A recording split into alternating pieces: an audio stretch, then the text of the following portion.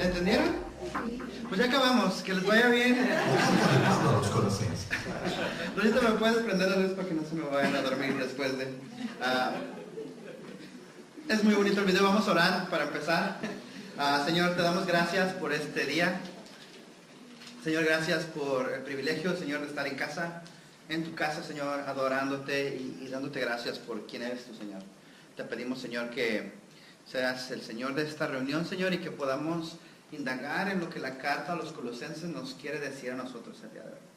Te agradecemos, Padre, porque tú eres bueno siempre, Señor, y nos das bendición tras bendición. Gracias por la vida de Nelson, Señor, y la experiencia que le diste en Colombia, Señor, y en El Salvador. Señor, sigue trabajando para él que tiene corazón misionero, Señor. Te damos gracias y te pedimos que en este día, Señor, tu Espíritu Santo nos hable como iglesia, la iglesia de Jesucristo. En tu nombre poderoso decimos. Amén. Me encantan esos videos porque son como que te dan una idea de lo que realmente se trata la carta. Y vamos a estar 9 semanas en Colosenses. Estoy emocionado de ver la carta y tenía ganas de ver un libro más cortito, pero más pesado teológicamente, porque vimos la historia de Génesis, pero fue como muy superficial y no nos metimos con teología. Hoy vamos a estar así como que bien metidos. Ahora sí que a los que les gusta la carnita, va a haber carnita. A los que les gusta la leche también, pero... así que Pablo escribe esta carta para los Colosenses y pareciera que Pablo nos la escribió a nosotros. Y les voy a pedir un favor, esta semana cuando estén en casa y estén orando, pídanle al Señor que cada uno de estos estudios Dios les hable personalmente. En la mañana cuando se levanten, que ya estén listos para abrirse, pónganse a orar: Señor, habla mi vida. No, voy a invitar a mi cuñado para que le hables. No. Habla a mi vida, necesito escucharte. Esta semana que he estado leyendo y preparándome para este mensaje, el Señor una y otra vez me está diciendo: también tú necesitas dirección, necesitas que te hable. Y les digo, esta carta contesta una pregunta muy sencilla, que es: ¿quién es Jesucristo? Una pregunta que Jesús mismo les dijo a sus discípulos en Mateo 16:15. Les dice: ¿y ustedes quién dicen que soy yo? Versículo 16, Pedro le contesta: tú eres el Cristo, el Hijo del Dios viviente, afirmó Simón Pedro. Y versículo 17 Jesús le contesta, Simón le dice: dichoso tú, Simón, hijo de Jonás, le dijo Jesús, porque no te lo reveló ningún mortal, sino mi Padre que está en los cielos. Y les soy honesto, todos tienen una opinión de quién es Jesús. ¿Alguna vez has escuchado: Jesús es un buen maestro, o es como el Buda, es como Mohammed? ¿Lo han escuchado eso? Pero realmente no es así. Pablo va a contestar esta pregunta tan importante que es: ¿quién es Jesús y qué significa eso para mí? Básicamente vamos a estar hablando esta introducción de la carta en eso. Y Pablo contesta quién es Jesús si tienen su Biblia, vamos a Colosenses 1, 15 y 16. Ahí es donde Pablo contesta la pregunta y la contesta así. Dice: Él es la imagen del Dios invisible, el primogénito de toda la creación, porque por medio de Él fueron creadas, ¿cuántas cosas? Todas las cosas en la tierra, visibles e invisibles, sean tronos, poderes, principados, autoridades. Todo ha sido creado por medio de Él. ¿Y para quién? Y para Él. Me lleva a mi primer punto de quién es Jesús. Mi primer punto es que Jesús es Dios. Amén. Sí, sí. ¿Y qué significa eso para mí? Que le pertenezco. Y me gusta porque Jesús es Dios. Y mucha gente va a atacar la deidad de Jesús, pero la Biblia no es ambigua a esto. La Biblia le llama a Jesús Dios. Y Jesús, cuando le dicen: tú te haces Dios, y lo querían lapidar porque Él se decía ser Dios. Y podrás tener la opinión que tú quieras de Jesús, pero lo que la Biblia me dice es que Jesús es Dios. Apocalipsis me dice que Él es el alfa y el omega, el primero y el último. Y si por medio de Él y para Él fueron creados todas las cosas, Él es Dios. Así empezamos nuestra carta. ¿Quién es Jesús? Dios. ¿Y qué significa eso para mí? Le pertenezco. Colosenses 1, ¿lo tienen? Ok, vamos a leer Colosenses 1 y 2, versículo 1 y 2. Dice: Pablo, apóstol de Jesucristo por la voluntad de Dios, y el hermano Timoteo, a los santos fieles hermanos en Cristo que están en Colosas, que Dios nuestro Padre les conceda paz y gracia. Y lo primero que podemos ver de esta carta, y lo vemos en el versículo 1, es que el autor de la carta, ¿quién es? Pablo. Y me gusta cómo se introduce como apóstol de Jesucristo por la voluntad de Dios. Ahora, la palabra apóstol es una palabra muy común en el griego. Básicamente es un enviado. Te voy a enviar a que hagas algo. O una persona que ha sido comisionado. Y usualmente ese título está apartado para los discípulos que fueron instruidos por el Jesús mientras Él estuvo acá. Y la mayoría de estos apóstoles murieron por predicar a Jesús. Murieron de muertes espantosas, murieron en las cárceles, quemados, crucificados. Y es una palabra muy común. Y aunque hasta cierto punto todos nosotros somos apóstoles, porque somos enviados a compartir las nuevas de Jesús, hay este grupito especial que son los apóstoles, y yo le pondría apóstoles con A mayúscula, que son los que Jesús escogió personalmente. Ahora más, hay personas que dicen: yo soy apóstol, y si ya tienes mucho tiempo en el evangelio dicen ya, el apóstol tal viene a predicar, ¿no? Y usualmente cuando estas personas se dicen apóstoles, no se dicen apóstoles como enviados, sino se dicen como: yo tengo una autoridad arriba de ustedes. Y la Biblia no me enseña eso. Me dice que están los apóstoles, que son el fundamento, y que encima que está Cristo como la roca, pero están los apóstoles, y sobre ellos nosotros ponemos la iglesia.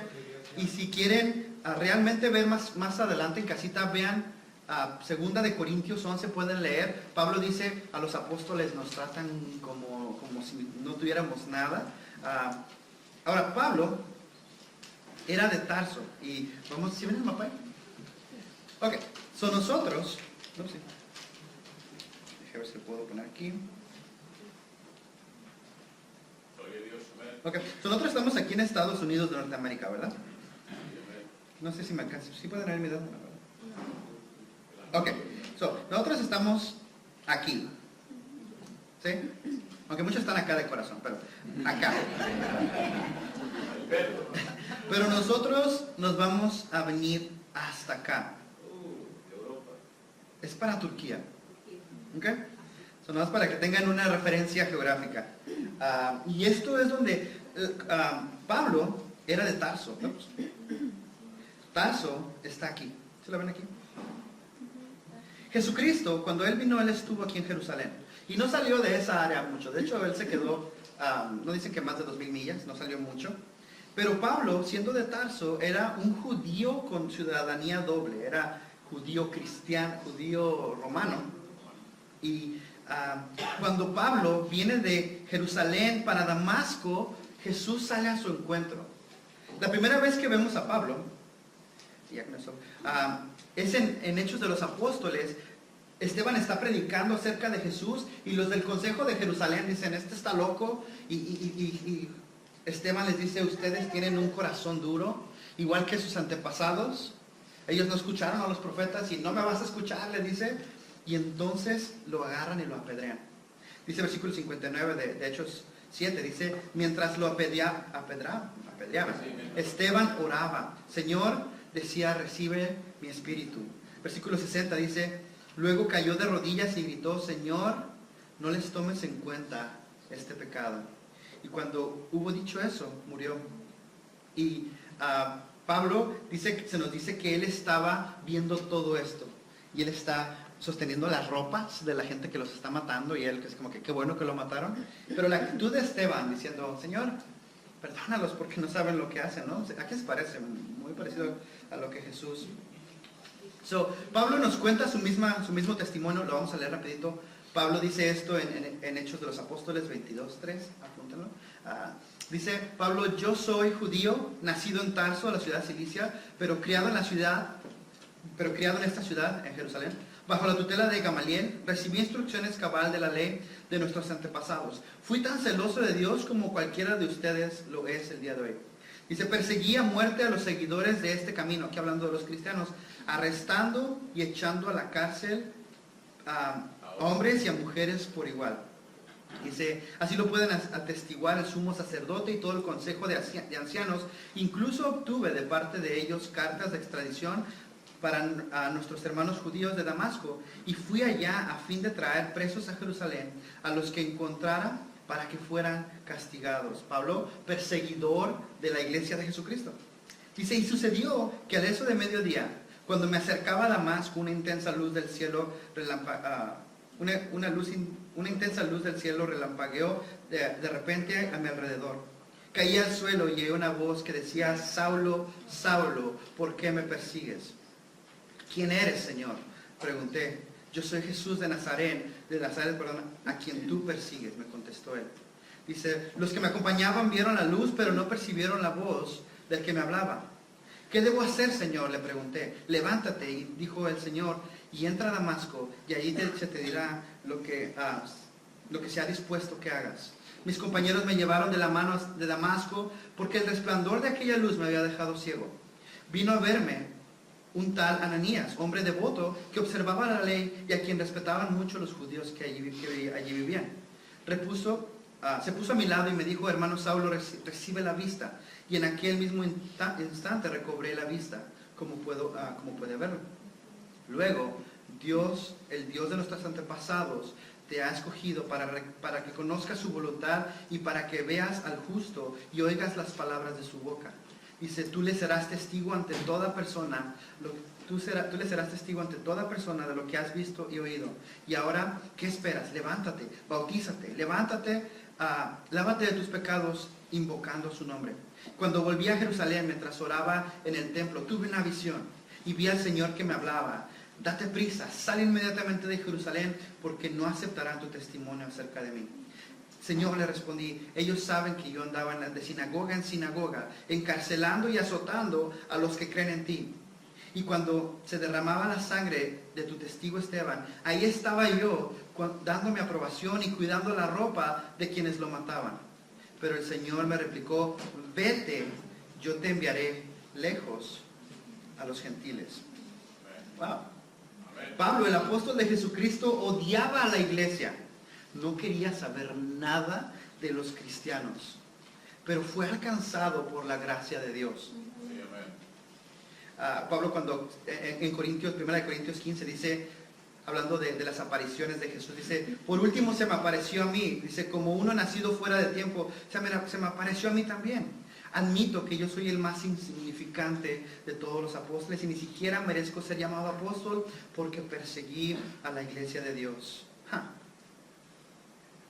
¿Te has sentido como que huyes de Dios, como que realmente no quieres saber nada de Dios? Y que dices: wow, yo me identifico mucho con Pablo, y no que sea Pablo, pero yo era un ateo así como militante. Me gustaba atacar a los cristianos hasta hacerlos llorar. Sí, ya sé. Y el Señor se me acercó y me dio misericordia. Y si me dio misericordia a mí y le dio misericordia a Pablo, que mataba a los cristianos, también te dará misericordia a ti. Que me llega a mi siguiente punto. Jesús es misericordioso, así que puedo venir confiado a Él. No importa qué tan malo seas, no importa qué pecado hayas cometido, Dios, Cristo Jesús, puede perdonarlos. Él te ama y ha estado buscándote por semanas, meses, años, pero tú quieres resistir su gracia. Dices: hoy no. Pablo merecía ir al infierno, morir probablemente, pero Jesús le dio misericordia y le dio una nueva naturaleza. Y de hecho, Pablo le dice a Timoteo, 1 Timoteo 1:15, dice: este mensaje es digno de crédito y se merece ser aceptado por todos, que Cristo Jesús vino al mundo a salvar a los pecadores, de los cuales yo soy el primero. Así que si tú te sientes pecador, ya te ganaron el primer lugar. Ya. Pablo es el número 1. Amén. Me encanta. Dios perdonando a Pablo. Versículo, ¿en qué estamos? Sí. Ahora, Jesús le cambia el nombre a Saulo. Antes era Saulo, ahora ya se llama Pablo. Y este es el apóstol de Cristo. Continúa diciendo en Colosenses 1, dice que es apóstol de Jesucristo por la voluntad de ¿quién? De Dios. Eso es muy cierto. Pablo realmente no quería buscar de Dios, pero Dios ya le había echado el ojo a Pablo y decía, este me va a servir para algo. Y te adopta. Leímos hace ratito que te adopta como su hijo desde antes de la creación del mundo.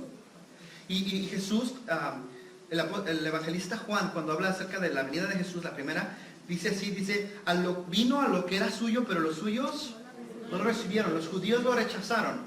Dice, más a cuanto lo recibieron, a los que creen en su nombre, ¿les dio qué? El derecho de ser hijos de Dios. Fíjate lo que dice el versículo 13, dice, estos no nacen de la sangre, ni por deseos naturales, ni por voluntad humana, sino que nacen de Dios. En otras palabras, no hay nada que tú puedas hacer para ganarte el favor de Dios. Dios te busca primero, Dios hace el primer paso, Él te está buscando, te está llamando. Hay gente orando por ti en estos momentos para que tú vengas a los pies de Cristo. Y está Timoteo con Pablo. Por cierto, en la parte de atrás de su hojita de estudio hay algo que se llama para profundizar. Pueden contestar esto en casa para que se acuerden. Lo pueden contestar, es para que tengan un poquito más. Y hay un versículo a memorizar, ¿verdad? Sí. Okay. Nomás para que no se les vaya a olvidar, lo vayan a tirar, después ya se nos olvidó todos, ¿verdad? Entonces Timoteo está con él. Ahora, Pablo conoció a Timoteo en Hechos de los Apóstoles 16, 1 al 5. Dice que llegó Pablo a Derbe, y después a Listra, donde se encontró a un discípulo llamado Timoteo, hijo de una mujer creyente, pero de un padre griego. Y lo conoce ahí y lo adopta como su hijo espiritual. Y lo bendice mucho. Pablo está con él y le enseña tanto. Después Timoteo se convierte en el pastor de Efesios. Y Timoteo estuvo por todos lados con Pablo. Dice, estos dos hombres están en la cárcel cuando Pablo está escribiendo esta carta. Ahora, Pablo dice que Timoteo está allí, no que Timoteo haya escrito la carta, pero siempre Pablo que está alguien con él, que está alguien con él, decía, y aquí está también ¿no? Ahora está Timoteo con él, pero están en la cárcel los dos. Y lo más seguro, digo, porque nos dice el libro de Hechos, que estaban en la cárcel porque predicaban a Jesús. Colosenses 1:2 dice, la carta va dirigida ¿a quién? A los santos, fieles hermanos que están en Colosas, que Dios nuestro Padre les conceda paz y gracia. Santos. Y no está hablando de luchador con máscara plateada. Tampoco no está hablando de personas que fueron canonizadas por una iglesia. Cuando la Biblia habla de santo, simplemente significa apartado para Dios. Alguien que ha sido separado para un propósito. La Biblia me dice que Dios es santo, santo, santo, que está completamente apartado del pecado y de todo lo malo que este mundo nos da. Y Él te dice que tú tienes que ser santo. En primera de Pedro 1:15-16 dice, más bien ustedes santos en todo lo que hagan, como también dice, es santo quien los llamó. En otras palabras, sean ustedes santos, sean apartados. Versículo 16 dice, pues está escrito, sean, porque yo soy santo. ¿Quién está hablando ahí? Dios, y le está diciendo a ustedes, a la iglesia, sean santos, apártense, sean diferentes. No te conformes solamente con venir a la iglesia una vez a la semana. Vive una vida santa delante de Dios, que es de lo que se trata la carta de los Colosenses. Que me lleva a mi siguiente punto. Primera de Efesios 1:4 dice, Dios nos escogió, y lo leímos con mi esposa, antes de la creación del mundo para que seamos, ¿qué? santos, sin mancha delante de Él en amor. Que me lleva a mi siguiente punto. Punto 3. Jesús es santo y debo ser santo. Bien intuitivo. Ahora, lastimosamente, mucha gente en la iglesia no somos diferentes aquí de lo que somos. No, somos muy diferentes aquí que lo que somos allá afuera. Somos cristianitos de iglesia en domingo, pero salías de aquí de la iglesia y eres transformer. Esta diferencia, ¿no? Que te y ya de repente ya eres otra persona.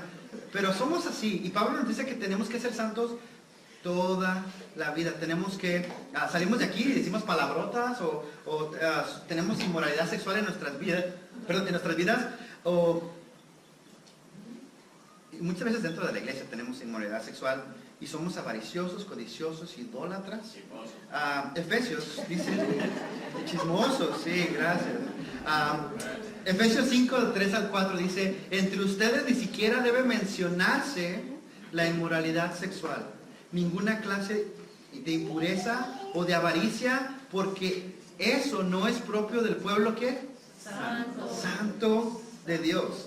Versículo 4 dice, tampoco debe de haber palabras, conversaciones necias, ni chistes groseros, todo lo cual está fuera de lugar, haya más bien acción de gracias. ¿Dónde está la iglesia de Cristo? Es que me gusta que digan amén porque están... Pero me gusta que Pablo dice, tienes que ser santo, apartado. Y continúa diciéndole a los fieles hermanos en Cristo, y esto solamente nos dice que la Biblia me dice una y otra vez que Dios es fiel, que Dios es bueno, y Él te pide que tú seas fiel. Ahora, ¿qué significa ser fiel? Fiel significa ser confiable, que la gente confíe en ti, que seas verdadero, honrado, seguro, que seas fiel en tu trabajo, seas fiel a tu esposa, seas fiel a Dios, porque Él es fiel. Hay un programa en internet que mucha gente ve, ¿no? Yo también he visto unos 4 capítulos que dice Descubriendo los infieles. Va la morrilla con el micrófono y revisándole los textos. Me pregunto que si mi esposa ahorita se levantara con el micrófono a revisarle los teléfonos a ustedes, ¿cuántos de aquí no saldrían corriendo? Deberíamos de hacer eso, ¿verdad? Descubriendo los infieles en la iglesia. Pero la Biblia me dice que tenemos que ser fieles. En 1 Corintios 1:9 dice, fiel es Dios, quien los ha llamado a tener comunión con su Hijo Jesucristo, nuestro Señor. En 2 Tesalonicenses 3:3 dice, pero el Señor es fiel y Él los fortalecerá y los protegerá del maligno. En 2 Timoteo 2:13 dice, si somos infieles, Él sigue siendo fiel, ya que no puede negarse a sí mismo. Que me llegue a mi último punto, pero mi cuarto punto es que Jesús es fiel. Y entonces debo de yo ser fiel. Ahora, la iglesia de Colosas era una ciudad muy pequeñita, era muy importante, pero Roma les movió el camino. Estaban así como que era Colosas, la Odisea y Herápolis, y era como que un camino de mucho tránsito y era muy grande, pero de repente Roma les cambió el camino y ya se quedaron como que abandonados y empezó a disminuir. Y era una ciudad muy pequeñita. Y la iglesia de esa ciudad no fue fundada por Pablo. De hecho, ni siquiera uno de los apóstoles. Fue fundada por Epafras, digamos, un hombre que recibió el mensaje de salvación por parte del apóstol Pablo cuando éste predicaba en Éfeso. Estaba lejos. Bueno, les voy a poner el mapa para que vean. Aquí.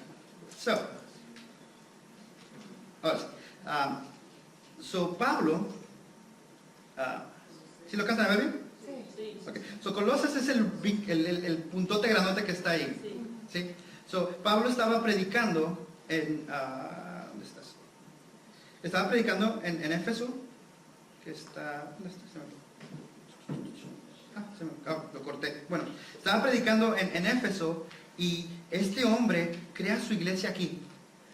Que me dice algo muy bonito, que no necesitas ser como un estudioso para poder poner tu iglesia y eso, pues es bueno que estudies, pero no necesitas ser así como que el super teólogo. Epafras no era así un apóstol, pero él tenía un corazón por Dios y lo, ¿cómo se llama? Lo puso su iglesia. Y así que Epafras ve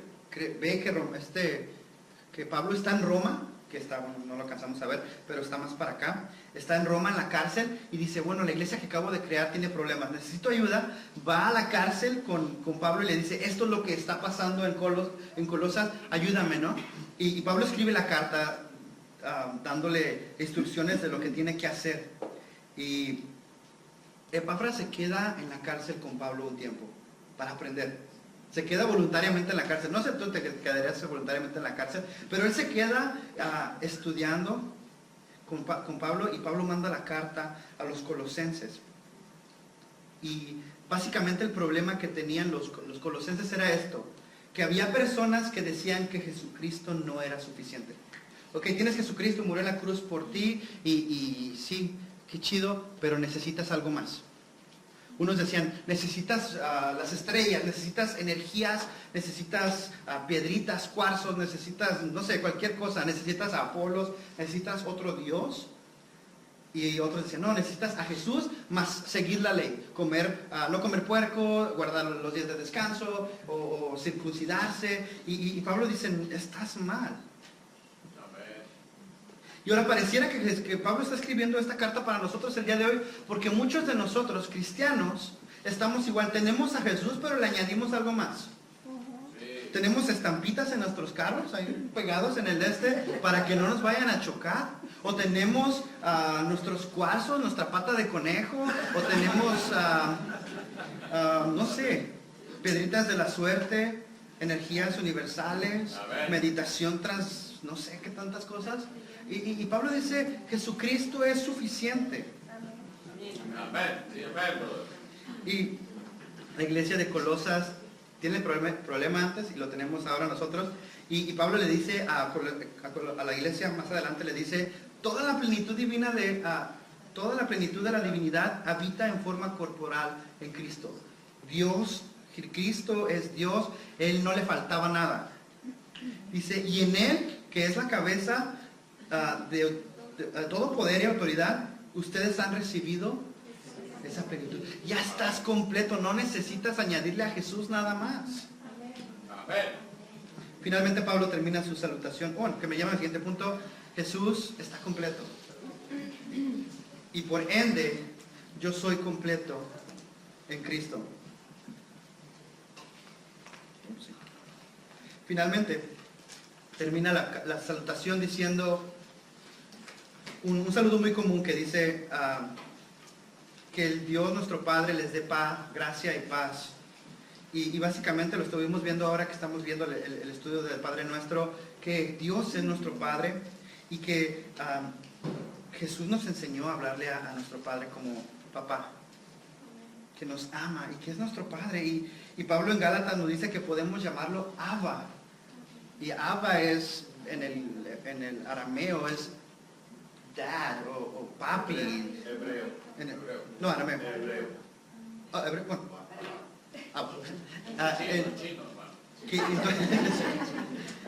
Que es papi, que es como a una forma cariñosa, no es padre, es papi o dad.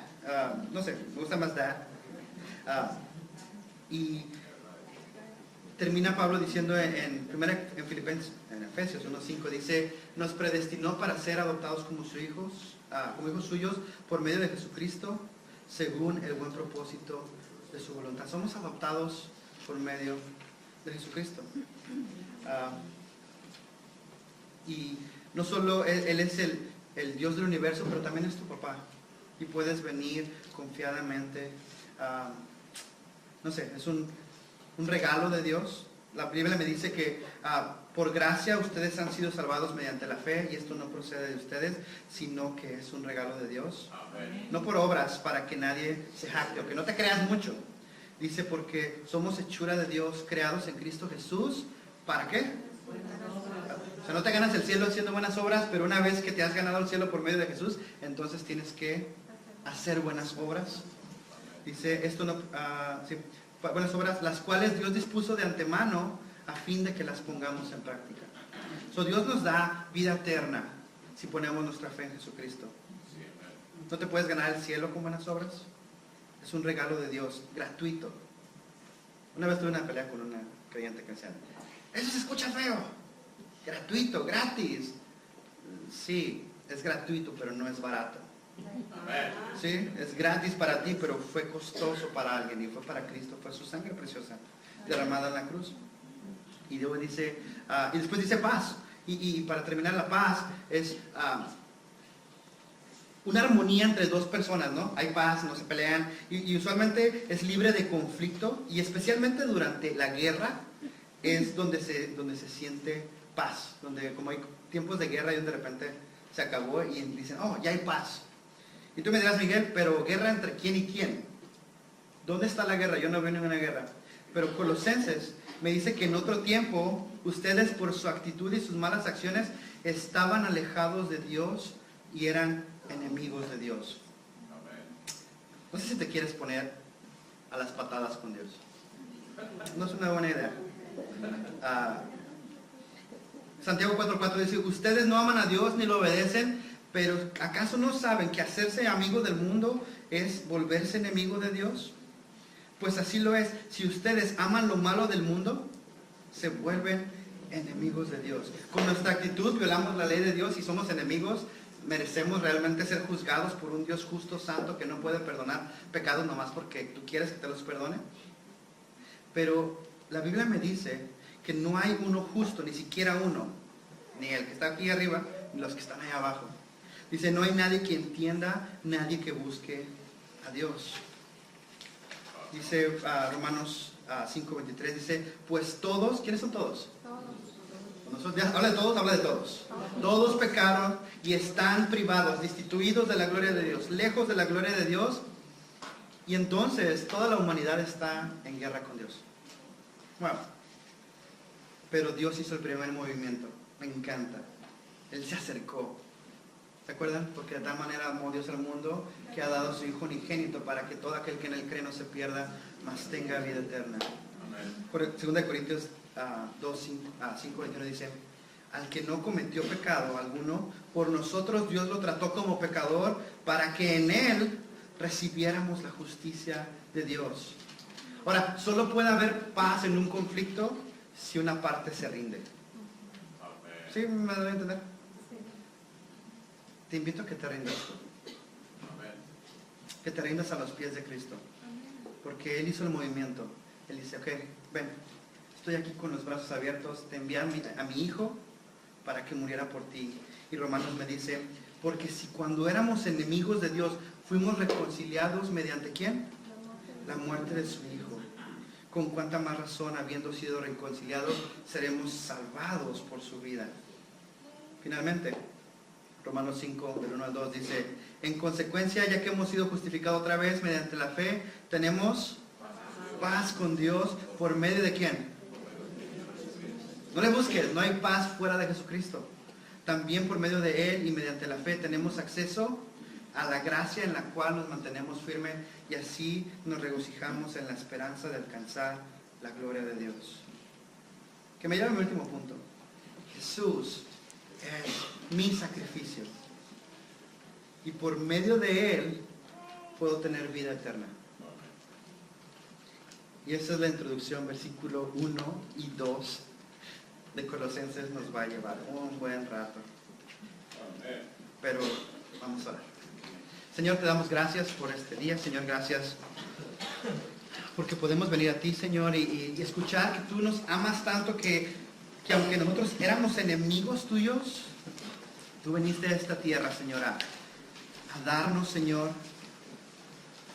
vida eterna, Señor, por medio de Jesucristo, que nos amó, Señor, oró por nosotros, está en este momento intercediendo por nosotros, está pidiendo por el hermanito que está escuchando y dice, yo necesito ponerme a cuentas con Dios. Señor, te pido que seas tú, Señor, el que le llame la atención y que él sepa, Señor, que tú estás buscándolo, Señor. Que si decimos yo no he encontrado a Dios, es por el mismo motivo que el ratero no encuentra al policía, Señor, porque estamos huyendo de ti. Pero, Señor, que tú estás detrás de nosotros, Señor. Y ahora, Señor, que vamos a disponernos